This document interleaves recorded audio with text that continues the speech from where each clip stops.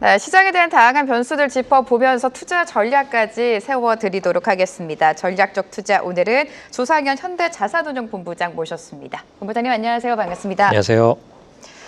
네, 시장이 상대적으로 좀 정체된 흐름을 보여주고 있습니다. 연말까지 증시가 소강 상태에 접어들 것이다. 이런 평가들도 나오고 있는데 한간에서는 7월장이었죠. 3,254포인트가 올해 고점이다. 이런 평가가 나오고 있습니다. 본부장님은 동의하십니까? 어떻게 보세요? 결론적으로 저는 동의하지 않고요. 일단 먼저 기술적으로 말씀을 드리면 거의 2달 가까이 지수가 횡보를 하고 있는 상황이거든요. 네. 보통 이렇게 가격 조정이 아닌 기간 조정이 나온 이후에는 통상적으로 방향성이 아래쪽보다는 위쪽으로 좀 나왔던 경우가 많았던 것 같고요. 그다음 펀더멘탈적으로는 이번 달부터 사실 FOMC의 금리 인하 이벤트 거의 가능성이 높아졌죠. 매우 높아진 상황이고 다음 달에 한국의 금통위에서도 금리 인하 가능성이 높아진 상황이기 때문에 이 두 가지 모두 다 주식시장에는 상당히 긍정적인 재료로 좀 작용할 가능성이 높다. 결론적으로는 7월의 고점은 넘어갈 수 있을 것 같다라는 말씀을 드립니다. 7월의 고점을 다시 한번 넘을 수 있을 것이다. 시장을 좀 긍정적으로 전망하고 계신 것 같은데요. 자, 그렇다면 시장에 변화를 가져다 줄 만한 여러 가지 요소가 있지 않습니까? 가장 대표적으로는 9월 FOMC 금리가 되겠죠. 네. 어떤 변수 체크해 주실까요? 가장 중요한 변수일 것 같고요. 네. 9월 달 FOMC에서 드디어 미국이 금리 인하를 하게 되면 사실은 반대로 생각하면 그만큼 미국 경기가 안 좋구나. 라는 어떤 사실을 좀 인정하게 되는 부분인데 그럼에도 불구하고 금리 인하는 그동안 홀로 독주했던 나홀로 강세를 유지했던 달러화가 드디어 이제는 강세가 좀 완화되겠구나. 약해질 수도 있겠구나라는 좀 생각을 불러일으키게 될 수 있을 것 같아요. 그렇게 되면 비미국 통화들, 원화도 마찬가지죠. 원화가 좀 강세로 전환이 되면서 외국인들이 좀 한국 시장에서 매수를 할 수 있는 여건이 좀 개선되는 게 아닌가 이런 생각을 하고 있습니다. 사실 오늘 우리 시장도 힘이 좋습니다. 코스피 지수가 계속해서 상승폭을 확대해 나가면서 3,254선 다시금 또 터치를 하고 있습니다. 오늘 우리 시장 안에서 증권주가 좀 강세를 보여주고 있는데 이 3차 상법 개정안에 대한 기대감이 지금 커지고 있는 것 같습니다. 금융주, 증권주 다시 한번 봐야 되는 시기라고 보십니까? 네, 그들 업종은 사실 오랫동안 쉬었고요. 네. 이제 이번 달에 좀 상정이 될 것 같은 그 3차 상법 개정안의 주요 내용은 자사주 의무 소각에 관한 내용입니다. 그렇게 보면 단순하게 생각했을 때 자사주 비율이 높은 업종들, 기업들을 살펴보면 지주사나 금융지주사 그리고 증권주 이런 것들이 있을 것이거든요. 그런 부분들이 이제 법안 통과에 대한 이 기대감으로 좀 상승할 수 있는 국면, 수혜를 볼 수 있는 국면이다라고 생각하고 있고요. 근데 사실 조금 엄밀하게 조심스럽게 말씀을 드리면 자사주를 의무 소각했을 때는 기업들 입장에서는 장기적으로 보면 재무적인 어떤 경영 활동에 좀 제약을 가할 수 있는 부분도 있긴 합니다만 어쨌든 단기적으로는 과도하게 보유하고 있는 자사주를 의무 소각하게 됐을 때에 그런 어떤 관련 업종들의 수혜는 충분히 기대가 가능하다라는 부분이고요. 하나 더 첨언드리면 시중금리가 하락할수록 증권사들이 보유하고 있는 채권의 가치는 상당히 올라갈 것이기 때문에 증권사를 주요 자회사로 갖고 있는 금융지주사들도 눈여겨볼 만하다라고 말씀드리고 싶습니다. 증권사 그리고 증권사를 가지고 있는 금융지주사까지 봐야 된다라고 말씀을 해주셨습니다. 최근 몇 주간의 시장 흐름을 보면 로봇주가 좀 주도주 역할을 하고 있다 이런 평가들이 많이 나오고 있습니다. 그만큼 로봇주 안에서도 순환매가 돌면서 종목들이 급등이 나오고 있는데 로봇주의 상승을 좀 기대해봐도 되겠습니까? 이게 사실 단순히 테마로도 볼 수 있겠지만 조금 진지하게 고민을 해봐야 될 부분인데 노란봉투법이 좀 통과가 되면서 기업들의 어떤 파업 발생 빈도는 확연히 좀 올라갈 것 같고요. 그렇게 보면 기업 입장에서는 앞으로 신규 고용을 좀 꺼리는 신규 인력 채용을 좀 꺼리는 그런 상황이 올 수도 있다. 그럴 바에는 차라리 AI를 포함한 로봇들의 좀 채용 채택을 좀 높이게 되면 아무래도 그런 부분에서 조금 비용 부담을 덜 수 있지 않겠느냐라는 좀 생각이고 이게 당장의 기술적인 난제 때문에 로봇이 대규모로 좀 확산되기는 어렵겠지만 이 기술 발전 속도가 상당히 빠르게 돌아가고 있기 때문에 근시일 내에는 로봇 채택 비율이 상당히 올라갈 것으로 생각합니다. 로봇주 역시 좀 긍정적인 관점으로 추가 상승 여력까지 짚어주고 계신데요. 가장 중요한 이벤트 9월 FOMC를 앞두고 있습니다. 연준은 지금 블랙아웃 기간에 좀 돌입을 한 것 같은데 금리 인하가 지금 어떻게 보면 시장은 이미 기정사실화를 하고 있지 않습니까? 금리 인하가 단행이 되면 오히려 차익 매물이 나오면서 좀 변동성이 클 것이다. 이런 전망들도 나오고 있는데 어떻게 보십니까? 저도 의견 동의하는 네. 부분이고요. 일단 선반영, 금리 인하를 선반영해서 미국 시장이 좀 올랐던 부분은 단기적으로 좀 조정을 받을 수도 있다고 생각합니다. 하지만 어쨌든 그렇게 기다리던 미국의 금리 인하가 단행이 된 거기 때문에 시장은 또 다시 한번 좀 유동성 공급 확대 측면에서 좀 반응할 수 있다는 생각이고요. 반면에 또 하나의 힘으로서는 금리를 인하할 만큼 미국 경기 지표가 안 좋아지고 있다라는 이런 어떤 방증이기 때문에 네. 이 둘 사이에 좋은 포인트와 나쁜 포인트 사이에 계속 힘겨루기가 일어나면서 미국 시장 자체로는 전보다는 상당히 변동성이 증가할 확률이 높다라고 좀 그렇게 바라보고 있습니다. 이미 금리 인하 기대감을 미국 증시가 특히나 더 선반영이 된 것 같습니다. 나스닥 같은 경우에도 흐름이 좋았는데 오히려 금리 인하가 단행이 된다면 살짝은 주춤할 수 있다, 변동성이 제기될 수 있다라고 말씀을 해주셨습니다. 외국인의 수급 동향과 함께 원달러 환율 움직임도 좀 체크를 해봐야 될 것 같은데 지속적으로 지금 좀 오름세를 보이고 있습니다. 1,400원대 가깝게 흘러가고 있는데 원달러 환율 움직임 어떻게 예상하세요? 사실 네. 미국이 금리 인하를 못할 것이라고 생각했다가 금리 인하할 확률이 커지게 되면서 단기적으로는 1,400원대의 원화 환율도 좀 안정세를 찾아갈 가능성이 높아졌다고 생각합니다.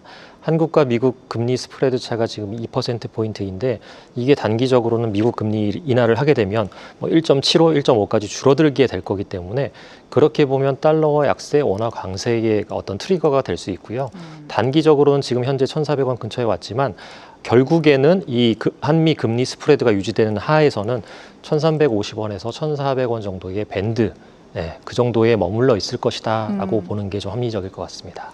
네, 외국인의 수급도 좀 적극적으로 들어오기를 기다려 보도록 하겠습니다. 반도체주로 시각을 돌리면요. 최근에 빅테크죠. 구글과 오픈 AI가 자체 칩 개발에 속도를 내고 있습니다. 이렇게 되면 엔비디아가 지금까지 독점적인 위치에 있지 않았습니까? 그 지위가 흔들릴 것이다. 이런 이야기가 나오고 있고요. 엔비디아 목표 주가를 좀 하향 조정하는 이런 움직임도 포착이 되고 있습니다. 가장 중요한 건 국내 반도체주에 대한 영향일 텐데 좀 짚어주실까요? 에이식을 포함해서 탈 엔비디아를 하려는 빅테크들의 움직임은 앞으로도 계속 나오게 될 것 같습니다. 자체 칩, 자체 기술을 접목한 칩들을 계속 개발을 해서 본인들의 어떤 인프라 확장에, 제품 확장에 좀 투자를 할 그럴 그림들이 좀 그려지고 있는 상황이고요. 하지만 그들 칩들은 아직까지는 좀 기술적으로 완성도가 떨어지고 있는 상황이기 때문에 당분간은 엔비디아의 GPU 중심 그런 어떤 기술 트렌드는 좀 지속이 될 것이다라고 생각하고 있고요.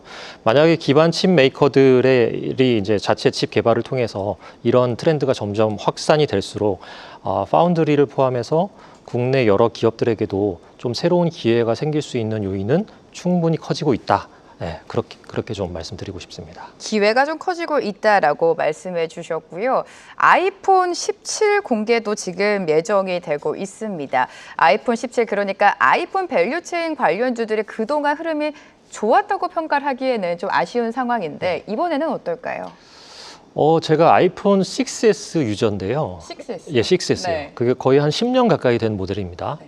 근데 그럼에도 불구하고 제가 바꾸고 있지 않은 이유는 아이폰이 세대를 거듭해도 혁신적인 어떤 기술의 변화랄지 성능의 변화, 네. 물론 칩이나 속도나 메모리의 변화들은 많이 있었지만 저희가 흔히 얘기하는 폼팩터라고 하는 소비자들의 수요를 자극할 만한 어떤 기술적인 혁신성 이런 것들이 필요하다고 생각하는데 이번 17 스펙을 봐도 전작과 크게 달라진 점은 없다라는 좀 개인적인 생각이 듭니다. 그래서 저는 그런 스펙의 혁신이 나왔을 때는 드디어 제가 10년 만에 핸드폰을 바꿀 계획을 하고 있는데 네. 그렇지는 못해서 사실 포화된 스마트폰 시장에서 그런 요소가 나와주지 않으면 저희가 시장에서 기대하는 것처럼 그렇게 유의미한 판매 대수를 기록하기는 좀 쉽지는 않지 않을까라는 생각을 갖고 있습니다.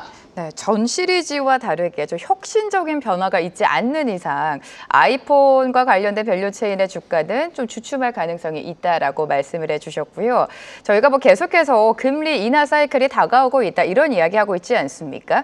금리 인하의 대표적인 수혜주죠. 제약바이오 움직임이 최근에 좋은데 오늘 뭐 삼성바이오로직스가 대규모 수주 계약을 또 한 번 경신을 한 것 같습니다.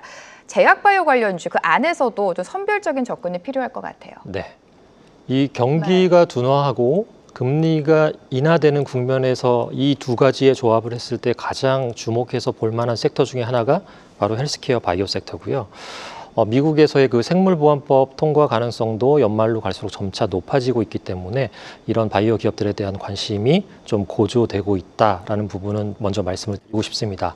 이 한국 바이오테크 기업들은 이미 글로벌 레퍼런스를 상당수 확보를 하고 있고 연내 기술 수출 대기 중인 품목들을 다수 보유하고 있는 기업들이 굉장히 많기 때문에 연말로 갈수록 이런 기술 수출 뉴스나 이벤트가 나올 때마다 좀 좋게 반응할 가능성이 높아지고 있다라고 보여지고 있고요. 앞서 말씀드린 생물보안법이 통과되면 중국 바이오텍에 대한 규제가 주된 내용이기 때문에 오히려 한국 바이오텍 기업들에 대한 관심은 더욱더 커질 수 있을 것이다. 이렇게 말씀드리고 싶습니다. 네, 바이오에 대한 관심은 좀 지켜보자라고 말씀을 해주셨고요. 어제 시장을 복귀해 본다면 정부의 부동산 대책이 나오면서 그동안 소외됐었던 건설주가 모처럼 매수세를 강하게 받으면서 상승을 보였습니다. 시멘트주도 좀 테마성으로 움직이기는 했었는데 건설주 가장 중요한 건 이런 상승의 연속성이 지속돼야 되는 거 아니겠습니까? 맞습니다. 어떻게 보세요? 주택 공급을 늘리겠다라고 하는 큰 기조는 저는 동의를 하는데 이번 그 대책의 골자를 보면 대부분 공공주택의 공급을 통해서 공급을 늘리겠다고 하는 부분이거든요. 근데 사실 잘 아시겠지만 부동산 시장에서 이 공급이 늘어나려면 공급 대상 지역의 가격이 좋아야 되고요. 즉 가격이 좋다는 얘기는 공급 대상 지역의 수요가 좋다는 얘기고 그 다음에 그 수익성을 맞출 수 있는 민간 그 건설사들의 공급 능력이 좀 뒷받침돼야 된다라는 부분인데 이 두 가지가 맞물리지 않으면 공급을 확대하고 싶어도 상당 부분 어려움이 있을 것이라고 생각합니다. 결국에 공공주택 위주로 공공택지 위주의 그런 어떤 공급을 하겠다라고 하면 사실 민간 건설사 입장에서는 단순 도급 역할에 지나지 않기 때문에 일부 중소형사들, 매출이 지금 많이 줄어있는 일부 중소형사들이 그런 주택 도급을 통해서 매출을 늘릴 수는 있겠지만 건설업 전반적인 어떤 온기를 기대하기는 어렵지 않나 이렇게 생각하고 있습니다. 자, 이런 가운데 섹터에 대한 질문을 좀 많이 받으실 것 같습니다. 지금 시점에서 어떤 섹터를 눈여겨보면 좋을지 가장 유망하게 보고 계시는 업종과 함께 시장 전략까지 세워주실까요? 네, 일단 많이 오르긴 했지만 단기적으로 조선 업종에 대한 관심은 좀 지속해서 가져가야 될 것 같고요. 왜냐하면 미국의 마스가라는 큰 프로젝트 하에서 국내 조선업들이 이제 선택이 된 것이기 때문에 이런 부분들은 계속해서 모니터링해서 가야 된다라는 부분이고 이제 조만간 뭐 3분기 실적 발표 시즌이 다가올 텐데 그때 되면 이제 HBM 관련한 그런 기업들 한 2달 정도 쉬었거든요. 그런 부분들이 다시 한번 좀 조망을 받을 수 있는 그런 국면이 오지 않을까 하고 앞서 말씀해 주신 금리 인하와 경기 둔화의 조합에서 가장 좋은 섹터 중에 하나인 바이오 헬스케어 섹터도 좀 눈여겨서 볼 만하다라고 말씀을 드립니다. 네, 벌써 또 3분기 실적 시즌이 다가오고 있습니다. HBM 관련주 그리고 금리 인하 사이클 속에 제약바이오 헬스케어까지 보자라는 전략을 세워주셨습니다. 참고해 보시기 바라고요. 오늘 조상현 현대자산운용본부장과 함께했습니다. 고맙습니다. 감사합니다. 계속해서 다양한 경제 이슈를 알고 싶다면 구독과 좋아요, 알림 설정 부탁드립니다. AI 캐스터 권미정이었습니다.